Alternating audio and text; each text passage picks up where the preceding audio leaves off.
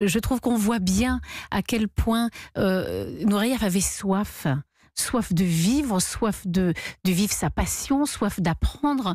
Et on a soif que si on n'a pas eu d'eau.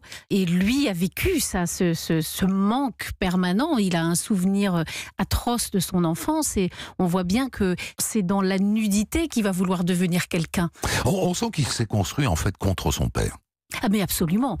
Et il a arrondi probablement pour l'autobiographie un peu les angles. Est-ce qu'il l'a revu son père d'ailleurs plus Il tard n'a jamais revu son père.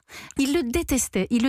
Et d'ailleurs, la biographie que j'ai écrite avant de traduire ce texte, j'avais voulu qu'il soit sous-titré L'insoumis, parce que il était insoumis à tout, insoumis de caractère, mais aussi, il a toujours refusé de se soumettre à son père. Il y a une histoire d'ailleurs qu'on pourrait ajouter à votre récit, c'est que son père le battait régulièrement lorsque il apprenait qu'il était allé à son cours de danse. Et Nureyev mentait, alors avec une raison vraiment bien trouvée, en disant qu'il allait faire les courses. Et à l'époque, il n'y avait rien dans les magasins, donc il y avait des queues. Donc le temps de trouver à manger dans un magasin, mais il avait le temps d'aller prendre un cours de danse. Mais d'après vous, qu'est-ce qui suscite chez son père ce refus absolu qu'il aille au bout de sa vocation?